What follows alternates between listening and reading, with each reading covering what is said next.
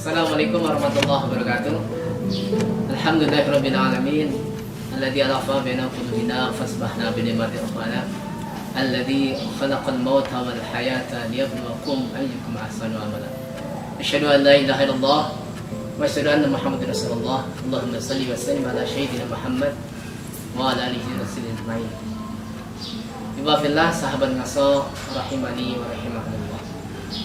Segala puji bagi Allah Subhanahu wa taala. Alhamdulillah kita diberikan kesehatan, umur, tidak lain tidak bukan untuk kita tetap berusaha untuk menjadi lebih baik.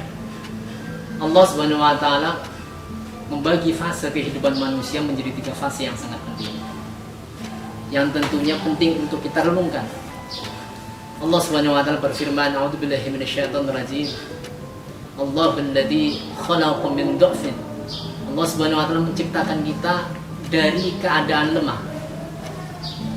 Tsumma ja'ala min ba'di dha'fin quwwah. Kemudian Allah dari kejadian yang lemah tadi menjadikan kita kejadian yang kuat.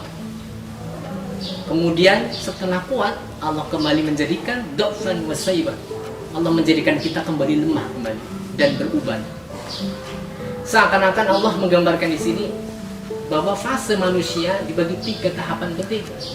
Yang pertama adalah tahapan lemah, ketika fase anak-anak.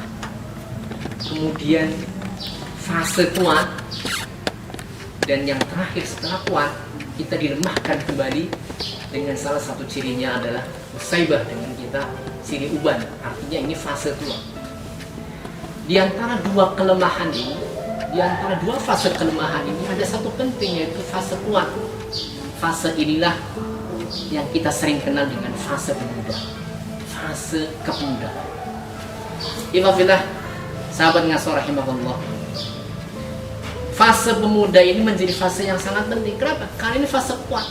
Potensi kuat manusia ada di fase muda. Pikiran yang masih kuat, inovasi yang masih besar, semangat yang masih membara, ini ada di fase muda. Maka sampai-sampai kita diingatkan oleh Rasulullah SAW, ihtanul khamsan qabla khamsin, jaga 5 sebelum yang 5. Dan salah satunya hal yang penting adalah jaga masa muda sebelum masa tua. Artinya masa muda itu menjadi penting. Cepat sekali berlalu kalau kita melewatkan begitu saja. Bahkan diceritakan oleh Rasulullah SAW bahwa tidak bergeser kaki anak Adam, tidak bergeser kaki manusia dari sisi Tuhan yang Subhanahu wa taala di hari kiamat nanti sebelum kepadanya ditanya 5 perkara. Dan 2 diantaranya, sahabat ngaso rahimahullah, adalah an umurihi fima afna. Umurnya dihabiskan untuk apa saja. Dan setelah umur ditanyakan kembali wa an sababihi fima afna. Khusus masa mudanya dihabiskan untuk apa?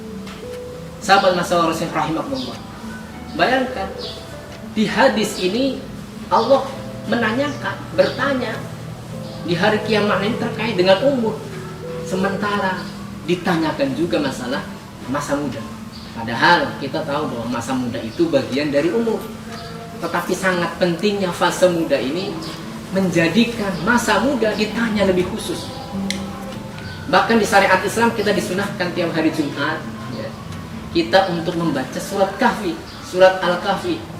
Seakan-akan agama ini ingin agar kita tiap minggu, ya, setiap minggunya, yaitu di hari Jumat, kita selalu mentadaburi, kita selalu mengingat-ingat, dan kita selalu menjaga semangat kepemudaan, yaitu semangat pemuda Kahfi. Siapa pemuda Kahfi itu? Sampai-sampai kita disyariatkan, disunahkan untuk setiap seminggu sekali di hari Jumat untuk mengingat-ingat dan mentadaburi serta menyerap semangat pemuda ini. Allah Subhanahu wa taala menggambarkan pemuda ini sebagai innahum fityatun amanu bi rabbi wasidnahum huda. Mereka adalah para pemuda yang beriman kepada Tuhannya, dan kemudian Allah tambahkan baginya petunjuk. Tafsir Ibnu Katsir menceritakan bahwa pemuda-pemuda ini adalah pemuda yang tidak sepakat, pemuda-pemuda yang melihat kemungkaran di umatnya, pemuda-pemuda yang melihat kemaksiatan di zamannya, di sekitarnya, di lingkungannya itu tidak pas. Dikisahkan di cerita ini, keadaan pada waktu itu adalah mereka masyarakat menyembah berhala, patung dan sebagainya. Dan para pemuda ini dengan fitrahnya mengakui bahwa ini tidak betul. Maka inilah pemuda kafir. Mereka berkumpul yang awalnya tidak saling mengenal, kemudian Allah perkumpulkan mereka, al-arwahu junudul mujannadah.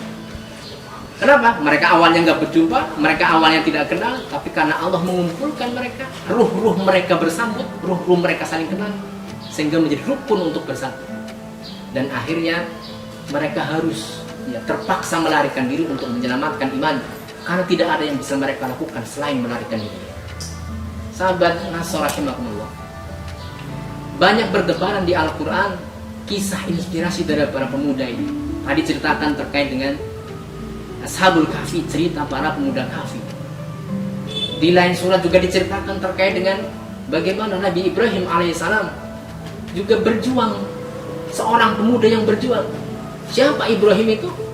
Ya, masyarakat pada waktu itu mengatakan, qalu sami'na fata, sehingga kami mendengar seorang pemuda, yadhkuruhum, yang mereka menghina para berhala-berhala kita ini, yaqulu lahu Ibrahim, dan kita menyebutnya dia sebagai Ibrahim. Siapa itu? Fata, seorang pemuda. Pemuda yang tidak rela kemaksiatan juga terjadi di wilayahnya, sehingga dia berjuang bersungguh-sungguh ya, menghancurkan berhala pada waktu itu dalam rangka menyadarkan umat pada waktu itu bahwa apa yang melakukan salah itu penyembahan terhadap berhala. Nah, ini perjuangan para pemuda.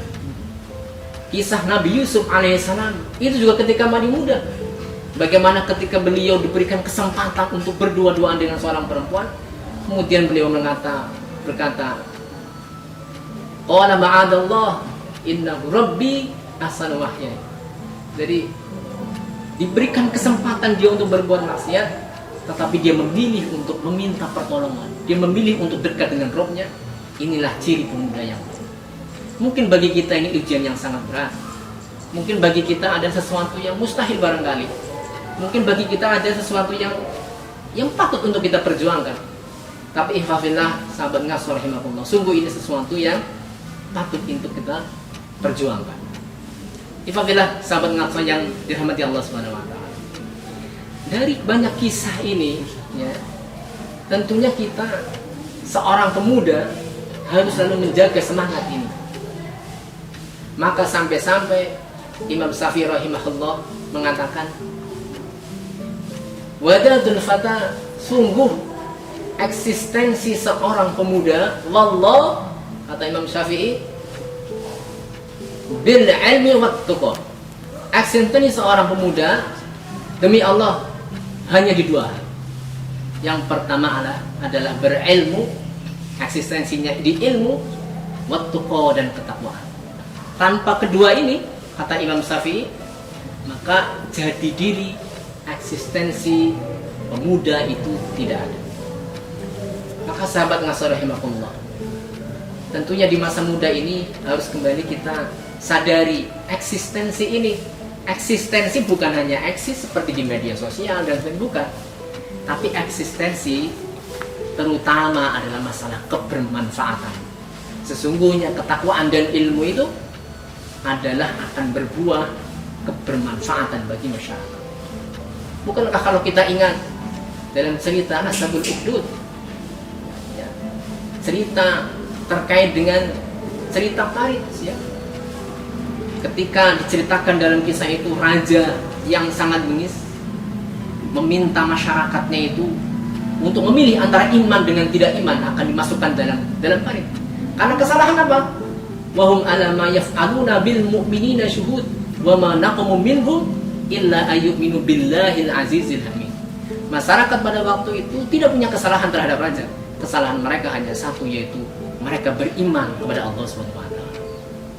Masyarakat yang begitu banyak beriman itu, siapa sebenarnya yang menjadikan mereka begitu beriman kuat? Mereka ramai beriman, mereka memegang akidahnya. Sebelumnya mereka adalah orang-orang yang kafir juga. Tetapi disebabkan oleh seorang pemuda dalam kisah ini, yang menjadikan mereka kemudian beriman kepada Allah Subhanahu wa taala. Ibadillah, sahabat ngaswar rahimakumullah. Tentunya ini menjadi bekal buat kita ya, untuk meraih kemuliaan di masa muda, sehingga di masa tua kita akan bagus. Maka muslim yang kuat, mukmin yang kuat, lebih Allah cintai, lebih baik dan Allah cintai ketimbang yang lemah. Akhris, ya. Rasulullah itu meminta bersungguh-sungguhlah kita. Akhris ala ma yanfa'u, bersungguh-sungguhlah kita untuk hal-hal yang bermanfaat. Wasta'in billah, kemudian mintalah kita pertolongan kepada Allah Subhanahu wa taala. Artinya kita diminta bersungguh-sungguh sesuatu yang bermanfaat ini. Di masa muda gunakan yang bermanfaat, tuntutlah ilmu, belajarlah yang baik, bertakwalah, beribadahlah. Tapi di tengah kesungguhan itu wasta'in billah, kita diminta untuk tetap minta pertolongan Allah Subhanahu wa taala. Allahumma a'inna ala dzikrika wa syukrika wa husni ibadatika. Ya Allah, bantu kami ya Allah agar kami menjadi orang-orang, menjadi pemuda-pemuda yang senantiasa ingat kepadamu ya Allah. Bantu kami ya Allah untuk kami menjadi orang-orang, menjadi pemuda-pemuda yang senantiasa bersyukur kepadamu ya Allah. Wa husni ibadatika, dan bantu kami ya Allah agar kami menjadi orang-orang, menjadi pemuda-pemuda yang senantiasa mampu untuk memperbaiki amal ibadah kami. Billahi taufiq wal hidayah. Assalamualaikum warahmatullahi wabarakatuh.